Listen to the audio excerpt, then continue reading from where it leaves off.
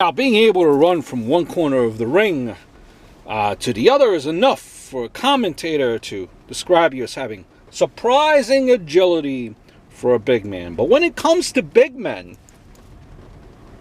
who have agility, the phrase doesn't fit many people better than Bam Bam Bigelow. While Scott Bigelow had a pudgy physique, he had every other physical attribute that a wrestler or promoter could want. He was a large guy with an intimidating look, tattooed to his head for goodness sakes. Great strength, toughness. Even though he weighed close to 400 pounds, he regularly performed cartwheels and leaping attacks. Few men that had his weight had the stamina to work long matches like he did. Bam Bam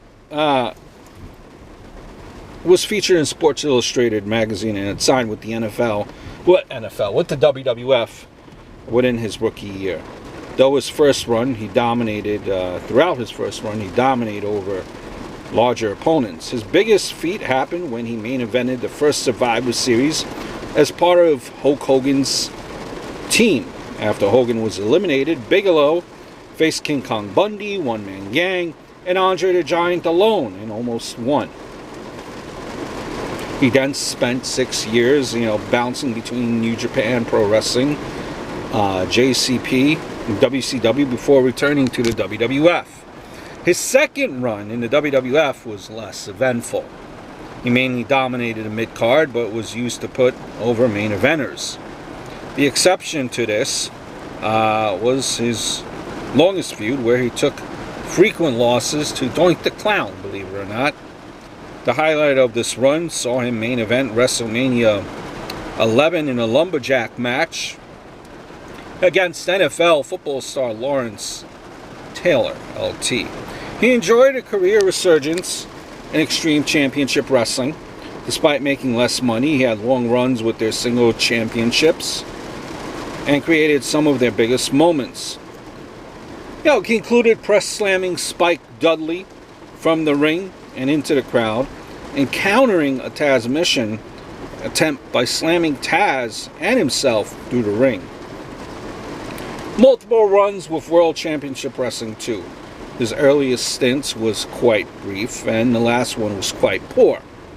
While Bigelow was making great money, he was essentially a high-level enhancement talent. Let's go the way it is. He was frequently booked in huge stipulation matches for the sole purpose of being a big guy for another star to defeat. And when he wasn't in a short-lived tag team or a stable, he was relegated to probably the hardcore division. After his contract with Time Warner expired, he competed on the indie scene until his death in 2007. Now, when the news emerged that Bigelow was penniless, Vince McMahon paid to have his body transported home for his funeral and burial back to his family in Asbury, New Jersey. McMahon there also paid for all arrangements for one of his 2 funerals. Bam Bam Bigelow, one of the best big men to grace the ring, versatile and air of authenticity. Maybe his greatest moment, which occurred outside the ring. The time he ran into a raging wildfire in New Jersey to save 2 trapped kids. The burns he suffered were fairly extensive, but he didn't regret it.